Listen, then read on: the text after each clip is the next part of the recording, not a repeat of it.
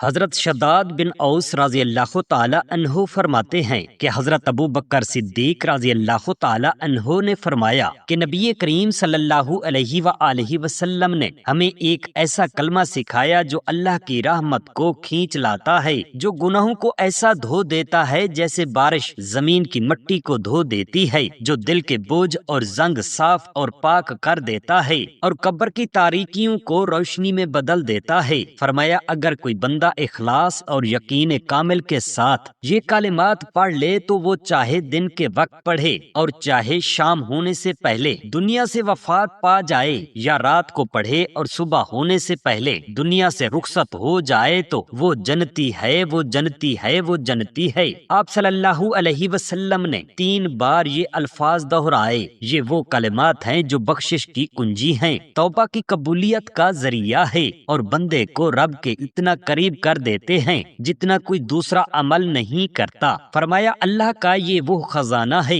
جس کو پڑھنے کے بعد اللہ رب العالمین تمام دعائیں جو رکی ہوئی ہوتی ہیں وہ بھی قبول فرما لیتا ہے، کیونکہ یہ وہ دعا ہے جو حضرت جبرائیل امین علیہ السلام نے بخشش و مغفرت کے لیے نبی کریم صلی اللہ علیہ وآلہ وسلم کو بتائی تھی۔ وہ دعا یہ ہے: بسم اللہ الرحمن الرحیم، السلام علیکم ورحمۃ اللہ۔ محترم ناظرین، جب اللہ تعالیٰ نے ارادہ فرمایا کہ وہ زمین پر اپنا خلیفہ پیدا کرے گا تو اس نے سب سے پہلے آسمانوں کے مکینوں یعنی فرشتوں سے فرمایا کہ میں زمین میں اپنا ایک نائب بنانے والا ہوں۔ فرشتوں نے حیرت سے عرض کیا، کیا تو ایسی مخلوق کو زمین میں خلیفہ بنائے گا جو وہاں فساد کرے گی اور خون بہائے گی؟ ہم تو تیری تسبیح اور تقدیس کرتے ہیں۔ اللہ تعالیٰ نے فرمایا، میں وہ جانتا ہوں جو تم نہیں جانتے۔ پھر اللہ تعالیٰ نے حضرت جبرائیل امین علیہ السلام کو زمین کی طرف بھیجا تاکہ وہ وہاں سے مٹی لے کر آئیں۔ جب حضرت جبرائیل امین علیہ السلام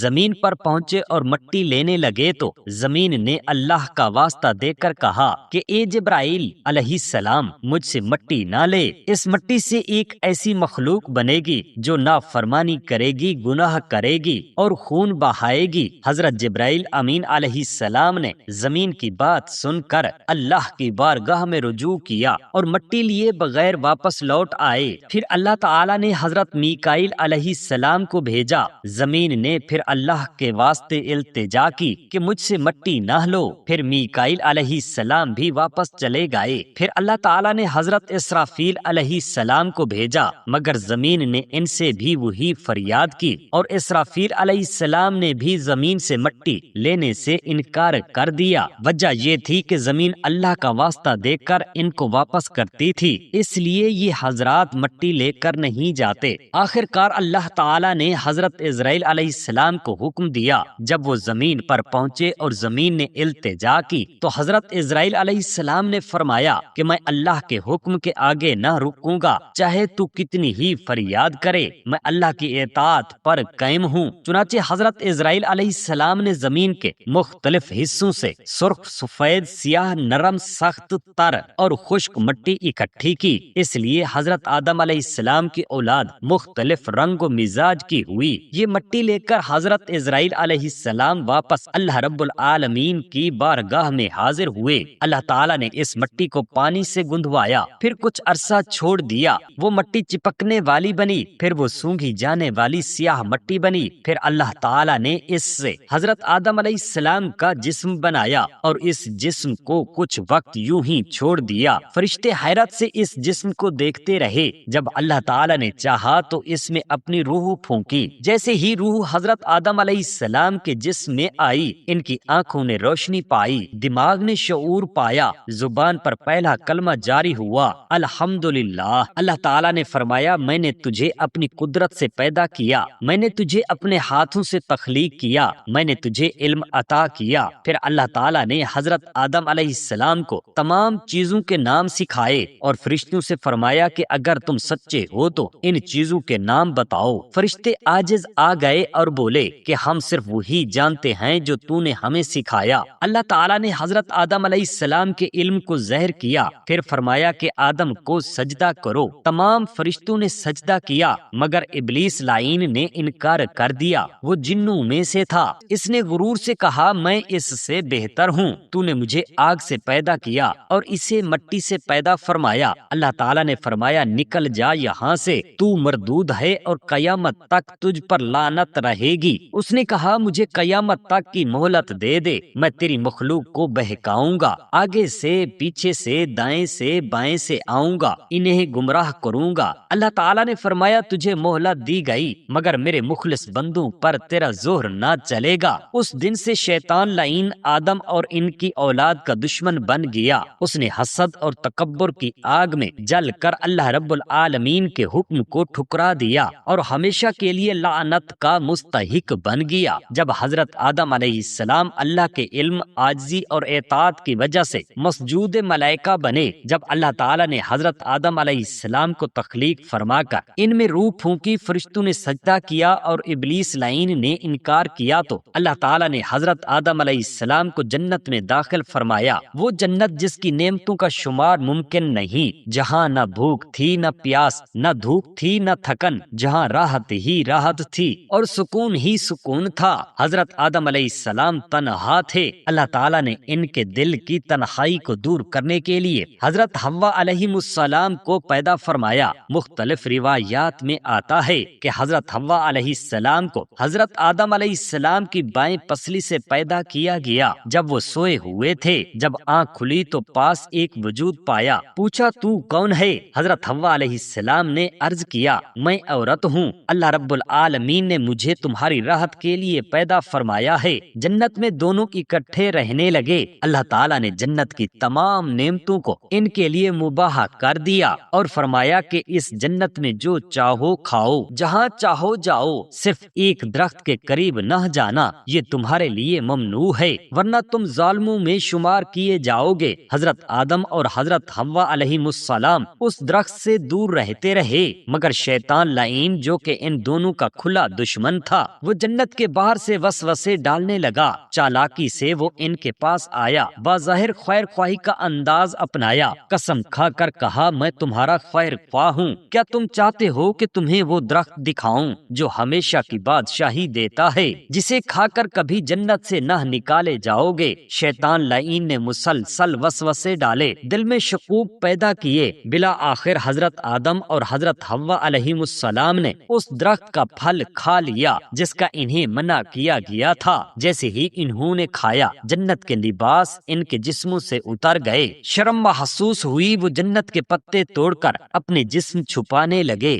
دل خوف سے کانپ اٹھا، آنکھیں ندامت سے جھک گئیں۔ اسی وقت اللہ تعالیٰ نے ان کو پکارا، کیا میں نے تمہیں اس درخت سے منع نہ کیا تھا؟ کیا میں نے نہ کہا تھا کہ شیطان لعین تمہارا کھلا دشمن ہے؟ حضرت آدم علیہ السلام اور حضرت حوا علیہ السلام دونوں نے گناہ کا اعتراف کیا، فوراً توبہ کی عرض کی، ربنا ظلمنا انفسنا وان لم تغفر لنا وترحمنا لنکونن من الخاسرین۔ اے ہمارے رب، ہم نے اپنی جانوں پر ظلم کیا، اگر تو ہمیں نہ بخشے گا تو ہم نقصان اٹھانے والوں میں ہو جائیں گے۔ اللہ تعالیٰ کو ان کی ندامت اور سچے دل سے کی گئی توبہ پسند آئی، مگر چونکہ وہ ممنوعہ درخت کے قریب گئے تھے اس لیے آزمائش کا وقت آ گیا۔ اللہ تعالیٰ نے ان دونوں کو جنت سے زمین پر اتارنے کا فیصلہ فرما لیا، فرمایا تم سب زمین پر چلے جاؤ، وہاں تم ایک دوسرے کے دشمن بنو گے، وہاں تمہیں کچھ وقت کے لیے زندگی گزارنی ہوگی، تمہیں رزق کے لیے محنت کرنی ہوگی، تکلیفیں آئیں گی، آزمائشیں ہوں گی، مگر جو میری ہدایت کی پیروی کرے گا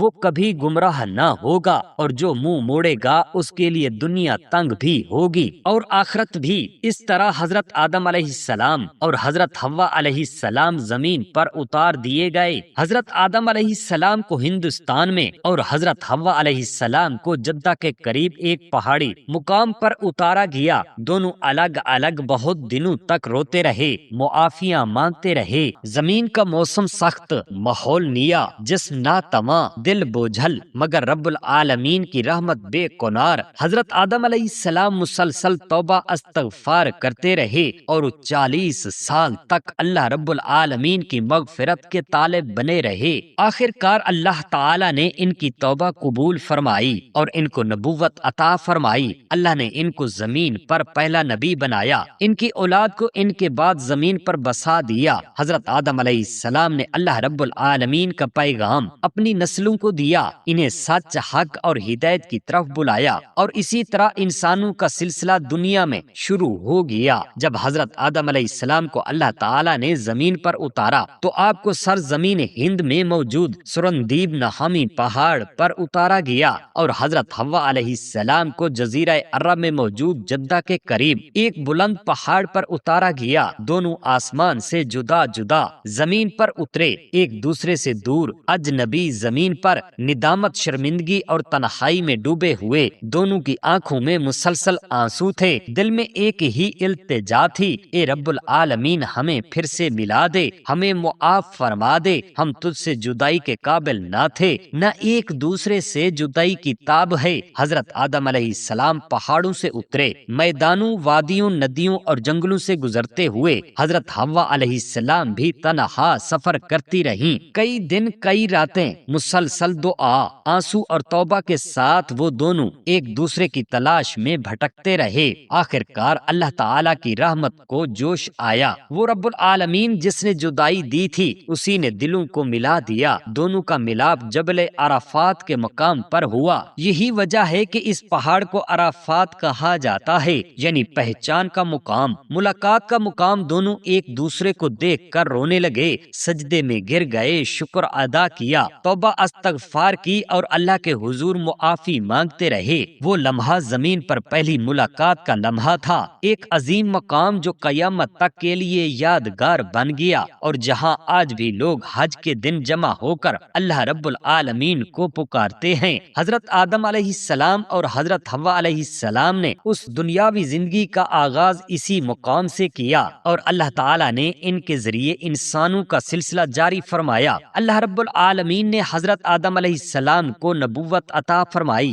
اور انہیں شریعت عطا کی تاکہ وہ اپنی نسل کو راہ حق دکھا سکیں۔ کچھ وقت بعد اللہ تعالیٰ نے انہیں اولاد عطا فرمائی اور انسانوں کی آبادی زمین پر بڑھنے لگی۔ انہی میں حضرت آدم علیہ السلام کے دو بیٹے حابیل اور قابیل تھے۔ اللہ تعالیٰ نے ان دونوں کو امتحان میں ڈالا کہ دونوں اپنی اپنی قربانی اللہ تعالیٰ کے حضور پیش کریں۔ حابیل نے اپنی بکریوں میں سے ایک عمدہ اور پاک بکری کو اللہ کے لیے ذبح کیا، اور قابیل نے اپنی کھیتی میں سے خراب، بوسیدہ اور سڑی ہوئی گلا بطور قربانی پیش کیا۔ اللہ تعالیٰ نے حابیل کی قربانی کو قبول کیا کیونکہ وہ خالص نیت، پاک رزق اور دل سے کی گئی تھی، اور قابیل کی قربانی کو رد کر دیا کیونکہ اس میں دکھاوا، غفلت اور بخل تھا۔ جب قابیل نے دیکھا کہ اس کی قربانی رد ہو گئی تو حسد کی آگ میں جلنے لگا، اس کا دل کالا ہو گیا۔ اس نے اپنے بھائی سے کہا کہ میں تجھے قتل کر دوں گا۔ حابیل نے جواب دیا کہ اگر تو مجھے قتل کرنے کے لیے ہاتھ بڑھائے گا تب بھی میں تجھ پر ہاتھ نہ اٹھاؤں گا۔ میں اللہ رب العالمین سے ڈرتا ہوں اور میں نہیں چاہتا کہ میں بھی گنہگار ہو کر جہنم کا مستحق بنوں۔ مگر قابیل نے نہ سنا۔ حسد، تکبر اور شیطان کے بہکاوے میں آ کر اس نے حابیل کو قتل کر دیا۔ یہ زمین پر پہلا قتل تھا اور پہلا خون جو کسی انسان کا بہایا گیا۔ اس جرم کے بعد قابیل کو کچھ سمجھ نہ آیا کہ اب لاش کا کیا کرے۔ وہ لاش کو زمین پر چھوڑے کھڑا رہا۔ اللہ تعالیٰ نے اس کے سامنے دو کوے بھیجے، ان میں سے ایک نے دوسرے کو مار ڈالا، پھر اپنے پنجوں سے زمین کھود کر اسے دفن کر دیا۔ قابیل نے یہ منظر دیکھا تو شرمندہ ہوا، اس نے بھی اپنے بھائی کی لاش کو زمین میں دفن کیا اور پھر ندامت کے ساتھ زمین پر بھٹکتا رہا۔ یہ پہلا مجرم بن گیا اور زمین پر ظلم و زیادتی کا دروازہ کھول گیا۔ حضرت آدم علیہ السلام کو اس واقعے کا بہت صدمہ ہوا۔ آپ کئی سال تک روتے رہے اور دعائیں کرتے رہے اور اپنی نسل کو نصیحت کرتے رہے کہ کبھی حسد، تکبر اور شیطان کے پیچھے نہ جانا، کیونکہ یہی چیزیں انسان کو جہنم کی طرف لے جاتی ہیں۔ محترم ناظرین، حضرت شداد بن اوس رضی اللہ تعالی عنہ فرماتے ہیں کہ حضرت ابو بکر صدیق رضی اللہ تعالی عنہ نے فرمایا کہ نبی کریم صلی اللہ علیہ وآلہ وصحابہ وسلم نے ہمیں ایک ایسا کلمہ سکھایا جو اللہ کی رحمت کو کھینچ لاتا ہے، جو گناہوں کو ایسے دھو دیتا ہے جیسے بارش مٹی کو دھو دیتی ہے، جو دل کے بوجھ اور زنگ صاف اور پاک کر دیتا ہے اور قبر کی تاریکیوں کو روشنی میں بدل دیتا ہے۔ فرمایا اگر کوئی بندہ اخلاص اور کامل یقین کے ساتھ یہ کلمات پڑھ لے تو وہ چاہے دن کے وقت پڑھے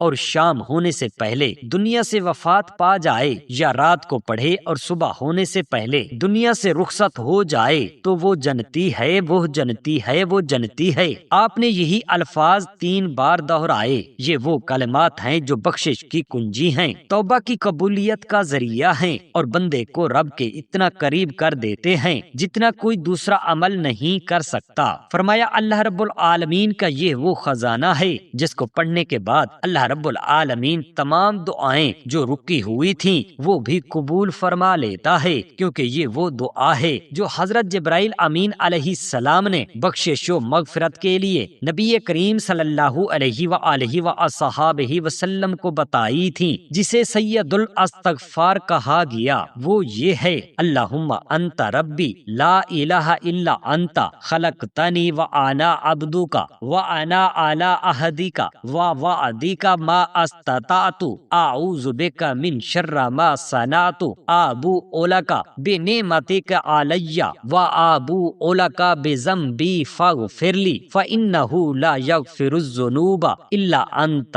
محترم ناظرین، حضرت حابیل کے قتل کے بعد حضرت آدم علیہ السلام کا دل بے حد غمگین رہنے لگا۔ وہ اکثر خاموش رہتے، آنکھوں سے آنسو بہتے رہتے اور اللہ رب العالمین سے فریاد کرتے رہتے کہ اے میرے رب، تو ہمیں وہ اولاد عطا فرما جو ہدایت پر قائم ہو، جو تیرے دین کو پھیلائے اور میرے بعد زمین پر تیرا پیغام پہنچائے۔ اللہ تعالیٰ نے ان کی دعا قبول فرمائی اور کچھ عرصے بعد حضرت حوا علیہ السلام کے بطن سے ایک بیٹا پیدا ہوا جو بے حد نورانی، صالح، با کردار اور پاکیزہ طبیعت کا مالک تھا۔ حضرت آدم علیہ السلام نے اس کا نام شیس رکھا، جس کا مطلب ہے اللہ کا عطیہ، کیونکہ یہ بیٹا اللہ رب العالمین کی طرف سے انہیں اس غم کے بعد عطا ہوا تھا جو حابیل کی شہادت کے نتیجے میں ملا تھا۔ حضرت شیس علیہ السلام بچپن سے ہی نرم گو، علم و حکمت کے متلاشی اور اللہ رب العالمین کے ذکر میں مشغول رہنے والے تھے۔ حضرت آدم علیہ السلام نے انہیں اپنی خاص تربیت میں رکھا، انہیں علم دیا، شریعت سکھائی، اللہ رب العالمین کی معرفت اور اس کے احکامات سے آگاہ کیا، اور رفتہ رفتہ اللہ تعالیٰ نے حضرت شیس علیہ السلام کو نبوت کے منصب پر فیض فرمایا۔ حضرت شیس علیہ السلام اللہ رب العالمین کے چنے ہوئے نبی تھے۔ اللہ رب العالمین نے ان پر صحیفے نازل فرمائے۔ بعض روایات میں آتا ہے کہ ان پر 50 صحیفے نازل ہوئے اور انہوں نے حضرت آدم علیہ السلام کے دین اور شریعت کو اپنی قوم میں جاری رکھا۔ وہ نیکیوں کے امام تھے اور اللہ کے پیارے نبی بھی۔ ادھر وقت گزرتا رہا، حضرت آدم علیہ السلام کی عمر طویل تھی، انہوں نے 950 سال تک زمین پر زندگی گزاری، لوگوں کو اللہ تعالیٰ کا پیغام پہنچایا، اپنی اولاد کو ہدایت کی راہ دکھائی اور ہر لمحہ توبہ، عبادت، ذکر، نصیحت اور دعا میں گزارتے رہے۔ جب ان کی وفات کا وقت قریب آیا تو انہوں نے حضرت شیس علیہ السلام کو اپنے پاس بلایا اور فرمایا: اے میرے بیٹے، میرا وقت قریب ہے، تم میرے بعد نبی ہو، اللہ رب العالمین کے بندوں کو ہدایت دیتے رہنا، انہیں نماز، روزہ، طہارت اور عبادت سکھانا، شیطان کے راستے سے بچانا اور اپنے رب کریم سے ہمیشہ جڑے رہنا۔ حضرت شیس علیہ السلام نے وعدہ کیا کہ وہ اپنے والد کے مشن کو جاری رکھیں گے۔ پھر حضرت آدم علیہ السلام نے اپنا سر سجدے میں رکھا، آنکھوں میں آنسو تھے، زبان پر تسبیح، دل میں اللہ رب العالمین کی یاد اور روح میں وہ نور تھا جو اللہ تعالیٰ نے پھونکا تھا۔ حضرت اسرائیل علیہ السلام نرمی سے آئے اور اللہ رب العالمین کے حکم سے روح قبض کی، جس جسم کو اللہ رب العالمین نے اپنے ہاتھ سے بنایا تھا، جس میں خود روح ڈالی تھی اور فرشتوں کو حکم دیا تھا کہ اس کے سامنے سجدہ کریں۔ وہ جسم زمین پر اپنے وقت کی تکمیل کے بعد سجدے کی حالت میں ہی دنیا سے رخصت ہوئے۔ حضرت شیس علیہ السلام نے والد کی میت کو غسل دیا، کفن پہنایا اور زمین پر سب سے پہلا جنازہ پڑھایا، جس طرح فرشتوں نے انہیں سکھایا تھا۔ پھر انہیں دفن کیا اور یوں انسانیت کے پہلے باپ، پہلے نبی اور اللہ رب العالمین کے خاص بندے نے اس فانی دنیا سے کوچ فرمایا۔ حضرت آدم علیہ السلام کی وفات کے بعد حضرت حوا علیہ السلام کچھ عرصہ زندہ رہیں اور اپنے بیٹے شیس علیہ السلام کی رہنمائی میں زندگی گزاری۔ پھر ایک دن وہ بھی وفات پا گئیں اور حضرت آدم علیہ السلام کے قریب دفن ہو گئیں۔ زمین پر یہ پہلا جوڑا تھا جسے اللہ رب العالمین نے تخلیق فرمایا، اور یہی وہ عظیم ہستیاں تھیں جن سے انسانیت کا آغاز ہوا۔ ان کی وفات کے بعد حضرت شیس علیہ السلام نے قوم کی اصلاح کا کام سنبھالا، لوگوں کو ہدایت کی طرف بلایا اور اللہ رب العالمین کی طرف رجوع کا پیغام دیا۔ سبحان اللہ۔ اللہ رب العالمین ہم تمام مسلمان بہن بھائیوں کو نیک اعمال کرنے کی توفیق عطا فرمائے، آمین یا رب العالمین۔ جزاک اللہ خیرا کثیرا۔